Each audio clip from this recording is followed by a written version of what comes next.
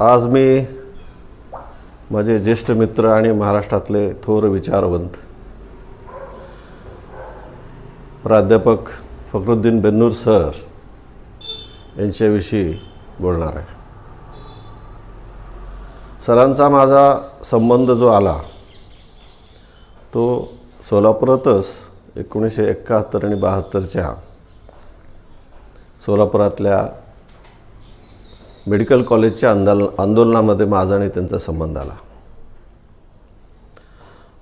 तो 70चा जो दशक होता तो चळवळीचा दशक होता. तेव्हा युवक क्रांती दलाने जे डॉक्टर कुमार सप्तर्षी, डॉक्टर अरुण लिमये अशा युवक क्रांती दलातल्या नेत्यांनी सोलापूरचं मेडिकल कॉलेज हे खाजगी होतं आणि खाजगी असल्यामुळं कॅपिटेशन फी भरमसाठ घेऊन मग मेडिकल कॉलेजमध्ये ॲडमिशन दिलं जात होतं. तेव्हा सर्वसामान्य विद्यार्थ्यांना, गोरगरीब विद्यार्थ्यांना जे मेरिटमध्ये येतात त्या विद्यार्थ्यांना मेडिकल कॉलेजमध्ये ॲडमिशन मिळावं म्हणून खाजगी मेडिकल कॉलेज सरकारने ताब्यात घ्यावं असं एक आंदोलन त्या काळात सोलापूरमध्ये फार मोठ्या प्रमाणात झाला. त्या आंदोलनामध्ये सोलापुरातले बहुतेक सर्वच कॉलेजमधले विद्यार्थी सक्रिय सहभागी होते. त्या काळात मी लॉ कॉलेजला होतो सोलापूरच्या आणि मी एक विद्यार्थी म्हणून त्या आंदोलनामध्ये सहभागी होतो. त्या आंदोलनामध्ये बेन्नूर सरांचा एक जो सहभाग होता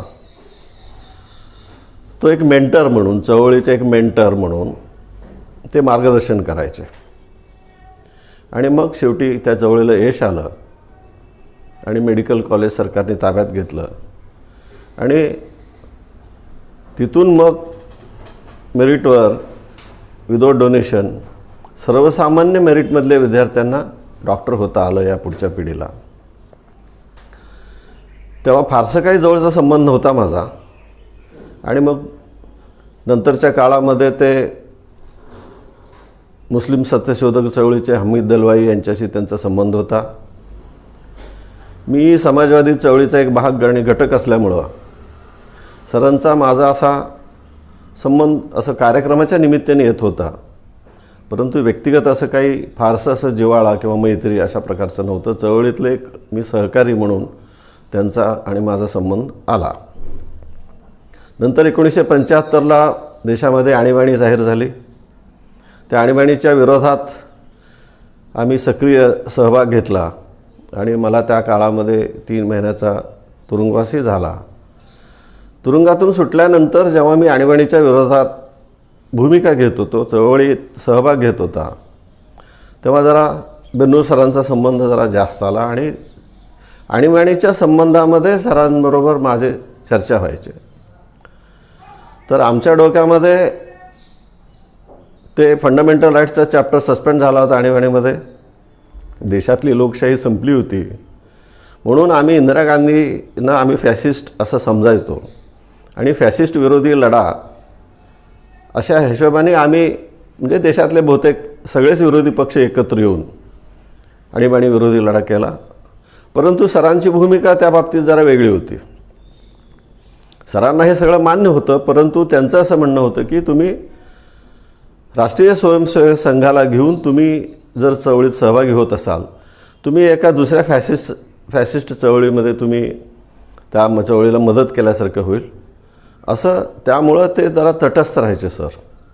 परंतु आम्ही झोकून दिलं होतं. नंतर जनता पक्षाची स्थापना झाली. तिथून मात्र सरांचा आणि माझा संबंध जास्त वाढला आणि मग आम्ही चळवळीमध्ये देखील प्रत्येक चळवळीमध्ये मग राखीव जागांच्या समर्थनातलं आंदोलन असो, राष्ट्रीय एकात्मतेचं शिबिर असो किंवा मुस्लिम सत्यशोधक चळवळीचं तलाकमुक्ती मोर्चा असो, म्हणजे अनेक प्रश्नावरती सर आणि मी असं एकत्र येऊन सोलापुरातल्या अनेक चळवळींमध्ये सहभाग घेतला. परंतु त्या संपूर्ण चळवळीमध्ये सरांची भूमिका जी मार्गदर्शकाची आणि मग आमच्याबरोबर खांद्याला खांदा देऊन ते काम करायचे. या पार्श्वभूमीवर पुढे 1982 साली सोलापूरमध्ये हिंदू मुस्लिम दंगा झाला. तो दंगा त्या काळात बरीच वित्तहानी झाली. काही माणसं पण गेली, परंतु सोलापुरातला कर्फ्यू का हटत नव्हता आणि मुस्लिम आणि हिंदूमधलं जे काही वातावरण होतं ते अत्यंत असं दूषित झालं होतं.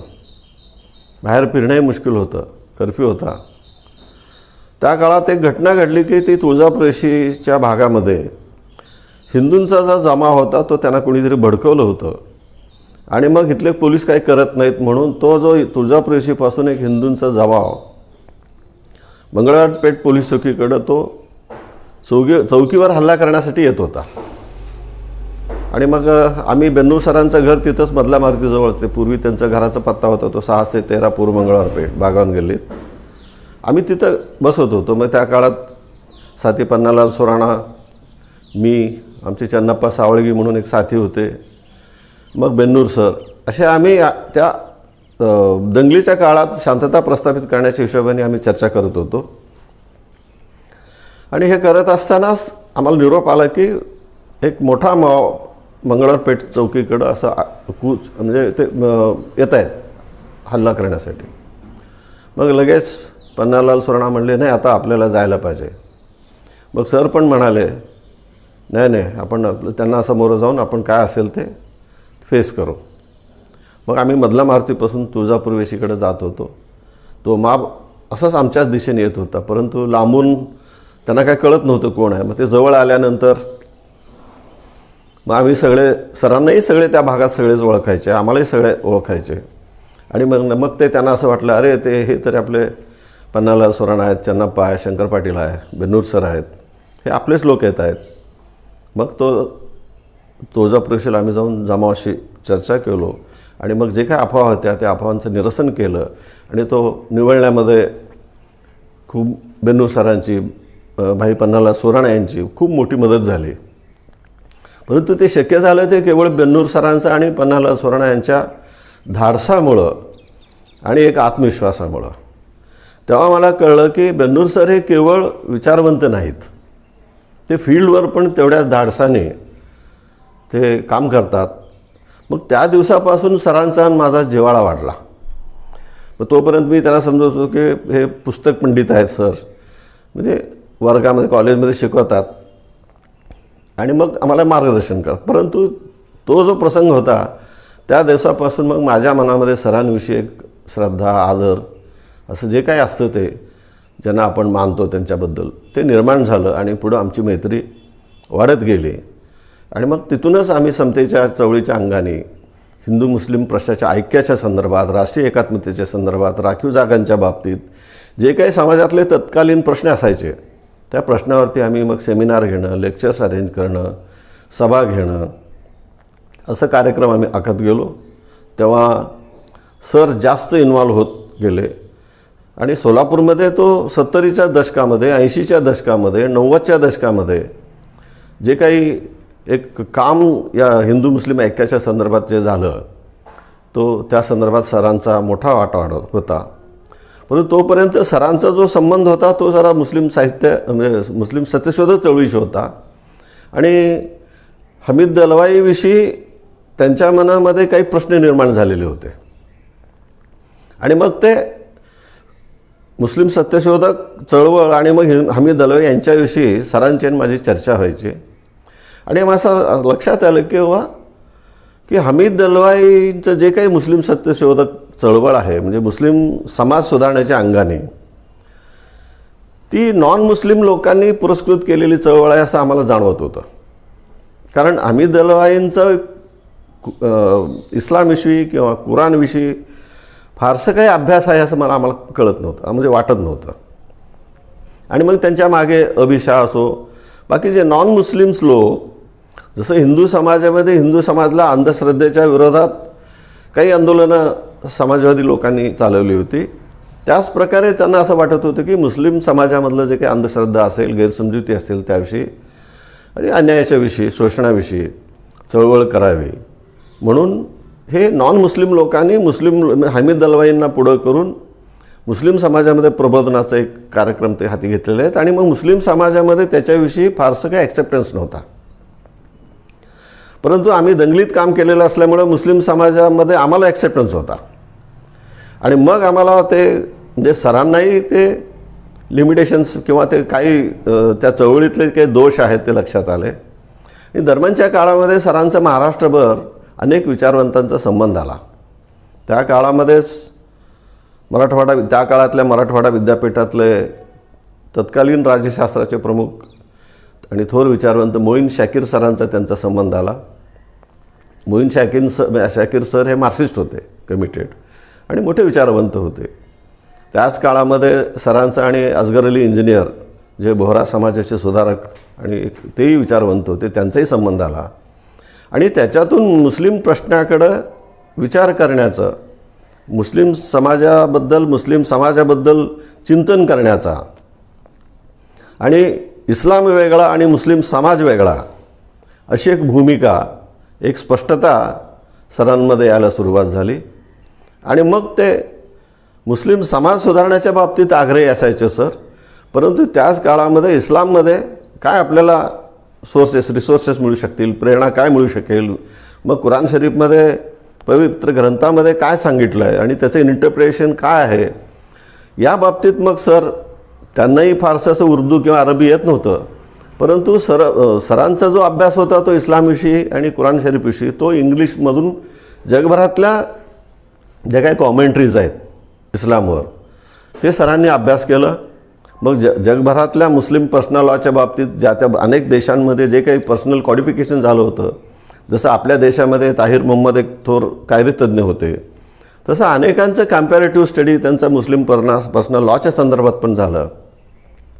आणि मग त्यांचं असं लक्षात आलं की कुराण शरीफला अभिप्रेत असलेला समता जो आहे तो आपल्याला समाज सुधारण्याच्या, कारण समाजामध्ये जे दोष आहेत, परंतु मुस्लिम समाजामधले जे दोष आहेत त्याला मुस्लिम समाजातले जे काही पुरोहित वर्ग असेल, मुल्ला असतील, मौलवी असतील, काय असतील ते त्यांच्या माध्यमातून आलेले हे दोष आहेत. मुळात धर्मग्रंथात असं काही दोष नाहीत असं एकदा ते कन्व्हिन्स झाल्यानंतर मग त्यांनी समाजाविषयीचं त्यांचं जे चिंतन त्या अंगाने मग सुरू झालं, त्या अंगाने त्यांचं लेखन आणि मग त्यांचे एक एक पुस्तकं देखील बाहेर आले.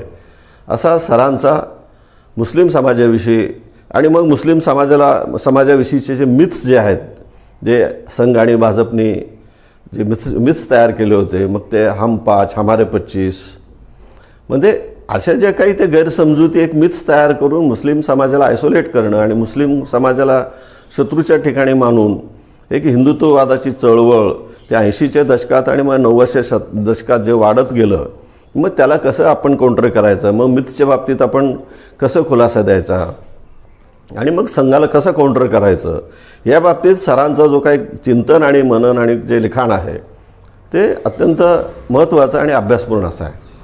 आणि सर हे करत असतानाच सरांच्या डोक्यामध्ये असं आलं की, कारण त्यांचं असं एक आग्रही असं मांडणी होती की हा भारतातला जो मुसलमान किंवा खास करून महाराष्ट्रातला जो मुसलमान आहे तो का अरबस्थानातून किंवा ते सौदी अरबमधून आलेला नाही आहे, तो इथलाच माणूस आहे.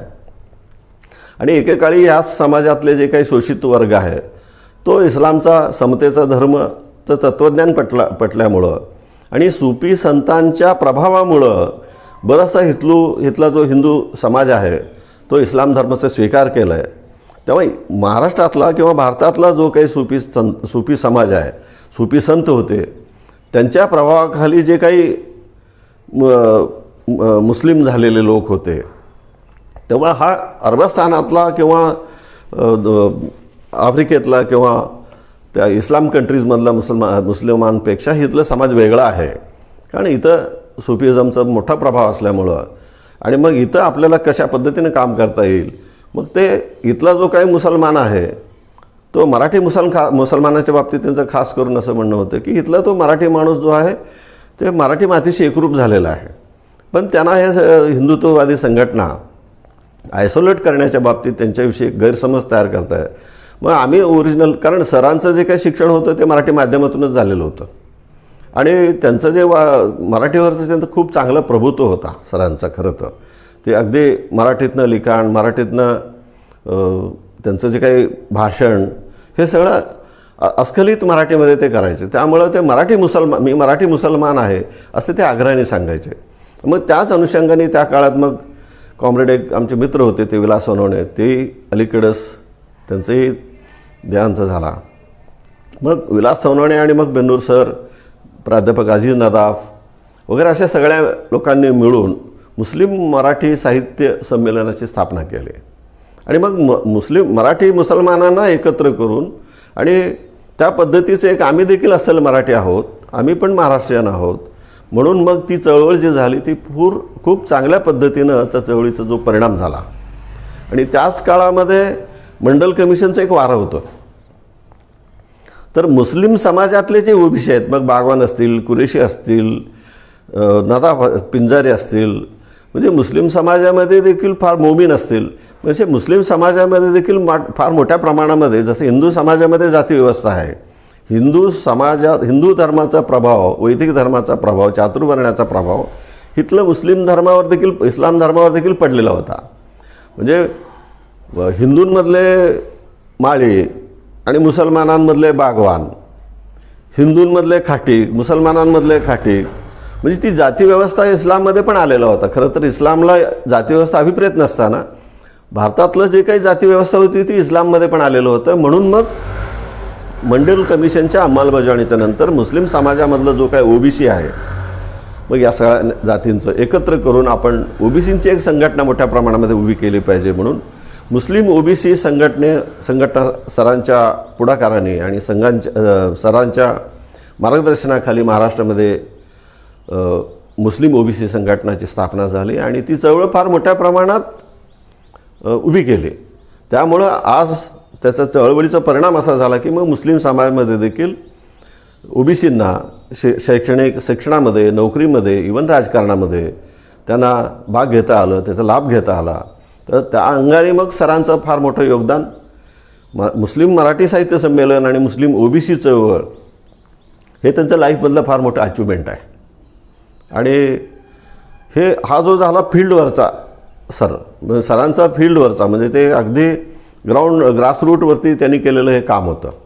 परंतु त्याच वेळेमध्ये, त्याच काळामध्ये सायमल्टेनियसली सर विद्यापीठामध्ये, महाराष्ट्रातल्या प्रत्येक विद्यापीठामध्ये राज्यशास्त्राचे जे विभाग आहेत, त्या राज्यशास्त्राच्या विभागामध्ये देखील एक पुरोगामी विचार करणारे, डाव्या चळवळीशी संबंधित असणारे किंवा गांधी, नेहरू आणि मार्क्स, आंबेडकर, शाहू फुले यांच्या विचाराची बांधिलकी असणारे असे जे विचारवंत प्राध्यापक होते, त्यांचं पण एक कोऑर्डिनेशन आणि त्यांचं पण एक फार मोठ्या प्रमाणात सरांनी महाराष्ट्रातल्या तमाम विद्यापीठामधून एक कोऑर्डिनेशन केलं. त्यामुळे मराठवाडा विद्यापीठातून मोईन शाकीर असतील, जरा शिंदे असतील, आणि नागपूर विद्यापीठातून भास्कर भोळे सर असतील, पुणे विद्यापीठामध्ये त्या काळामध्ये राम बापट सर होते, त्याचनंतर राजेंद्र होरा होते, सुहास पळशीकर, यशवंत सुमंत, म्हणजे असे, आणि शिवाजी विद्यापीठामध्ये अशोक चौसाळकर सर होते, कावळेकर होते.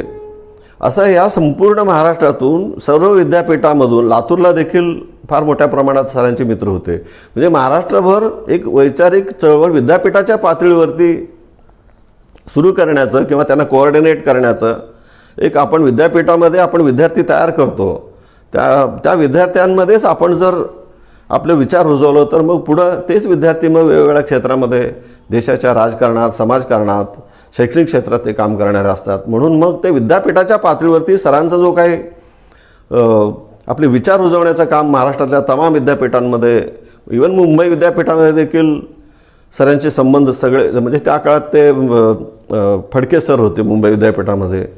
म्हणजे महाराष्ट्रातल्या तमाम सगळ्या विद्यापीठापासून सरांचं जो काही मैत्री होती ते सगळ्यांना त्यांनी एकत्र करून सरांनी विद्यापीठाच्या पातळीवरती वैचारिक मंथन करणं आणि नवीन एक थेसिस विद्यापीठातल्या प्राध्यापकांना सोपवून नवीन विषय देऊन त्या पद्धतीचं विचारमंथन, अगदी त्यांनी सगळ्या महाराष्ट्रातल्या तमाम विद्यापीठांमध्ये सरांचे लेक्चर झालेले आहेत. असं माझ्या तरी आयुष्यामध्ये बघण्यामध्ये असं एकमेव माणूस आहे की संपूर्ण महाराष्ट्रातल्या तमाम सगळ्या विद्यापीठांमध्ये जातो आणि विचारासाठी तिथं मुक्काम करतो, तिथल्या सगळ्या प्राध्यापकांना संघटित करतो आणि विचाराचं सतत चर्चा, सेमिनार्स, थेसिस अशा विद्यापीठाच्या पातळीवरती काम करणारे आत्ता मला आज कोणी दिसत नाही सरांच्या पश्चात. त्यामुळे सरांचं तो एक काम आहे तो फार मोठ्या प्रमाणात आहे. मी तुम्हाला वैचारिक त्यांचं जे काही वैचारिक जे काही त्यांचा प्रवास आहे सरांचा वैचारिक प्रवासाविषयी मला नेहमी आश्चर्य वाटत गेलं. सुरुवातीच्या काळामध्ये ते हमीद दलवाईंचे सहकारी होते. नंतर त्यांनी हमीद दलवाईंना नाकारलं आणि नाकारताना देखील त्यांना स्वतःला त्यांच्या बुद्धीला पटल्याशिवाय ते नाकारत नव्हते. त्यानंतर ते मार्क्सवादी झाले आणि मार्क्सवादी म्हणून खूप काही त्यांनी वाचन केलं, लिखाण केलं, अभ्यास केला. परंतु मार्क्सवादी देखील ते काय फार पोथीनिष्ठ मार्क्सवादी नव्हते. त्यांचं स्वतःचंच एक त्याच्यावरती ते स्वतःचे एक विचार अप्लाय करायचे. त्यांनी अगदी दास कॅपिटलचे सगळे व्हॉल्यूम वाचलेले होते. अगदी रशियन क्रांती पासून ते अगदी चीनची क्रांती असो, रशियाचं डिसइंटिग्रेशन असो, सरांचं असं फार असं त्यांचा पर्स्पेक्टिव्ह असं ग्लोबल होता. आणि मग सरांनी मार्क्सवादाचा खूप अभ्यास केला.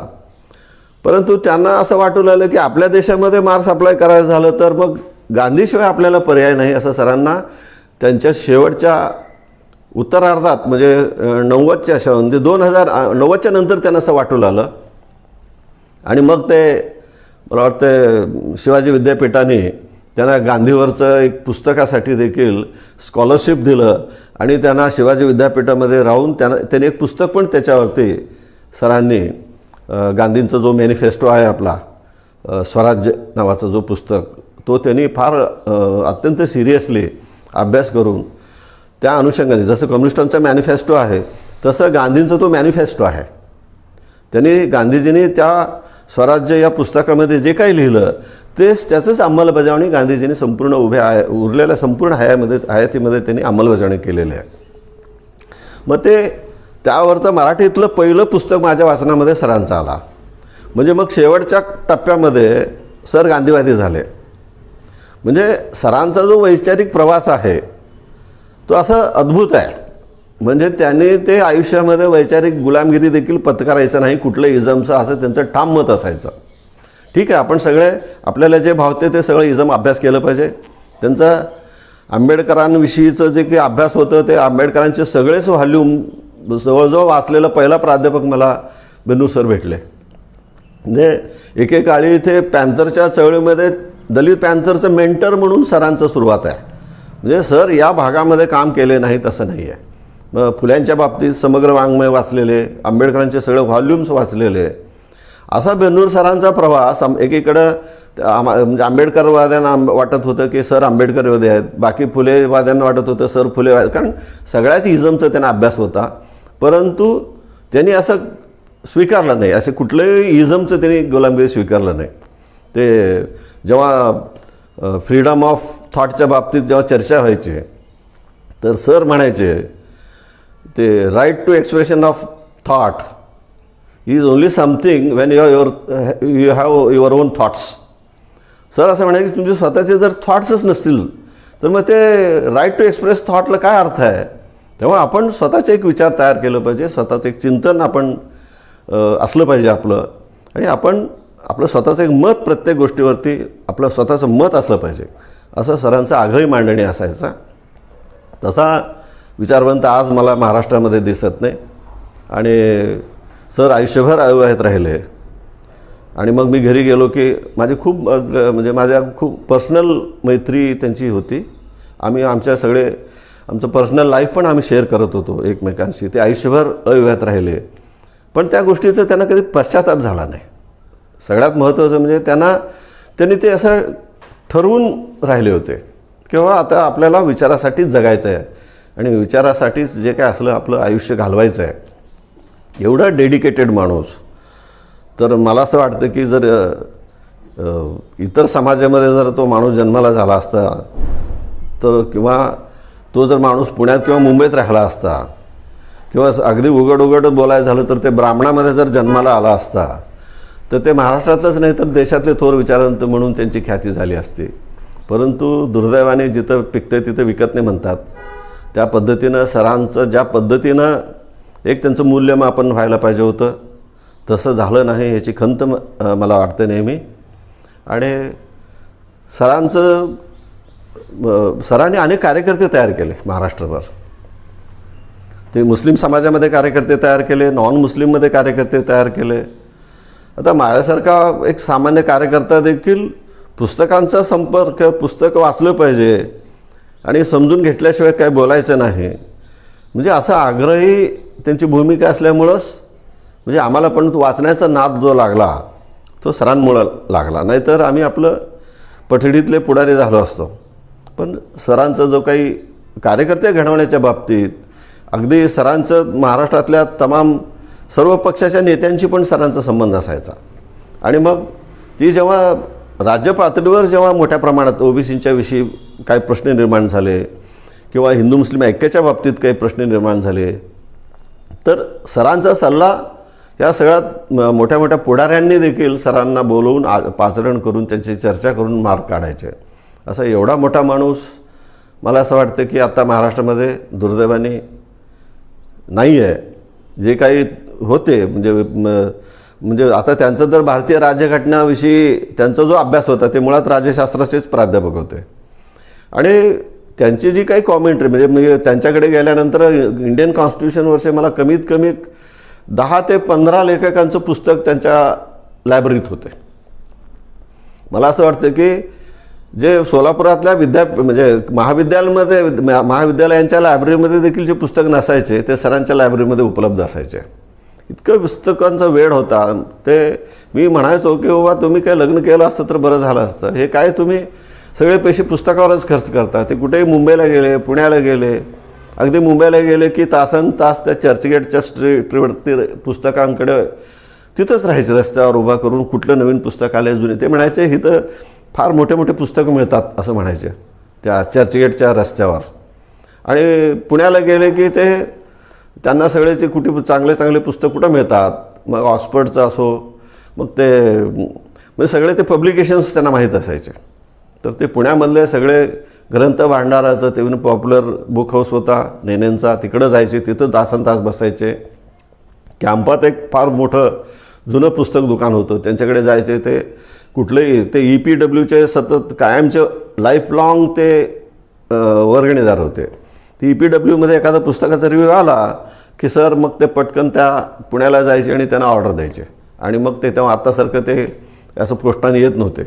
तर सरांचं पुस्तकाविषयीचं जे प्रेम होतं आणि ते नुसतं मी म्हणत होतो आता ते रेफरन्ससाठी फक्त घेऊन ठेवत असतील.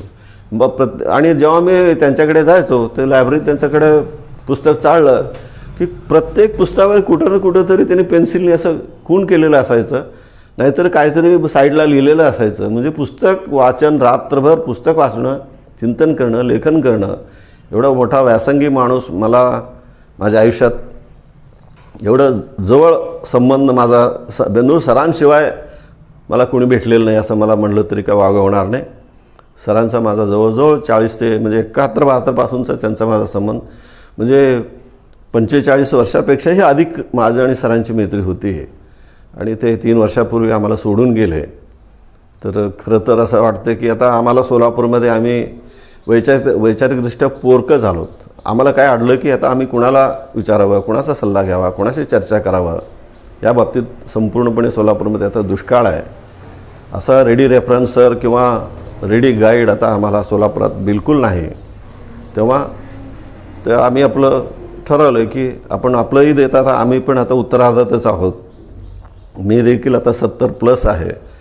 तर मी एवढंच होतं उरलेलं माझंही आयुष्य जे काय आहे ते सरांचं जे काही विचार आहेत ते अंमलबजावणी करावं, आपल्याला हातून जेवढं जमेल तेवढं काम करावं असं करत प्रामाणिकपणे चळवळीत सहभागी राहणं, काम करणं हेच खऱ्या अर्थाने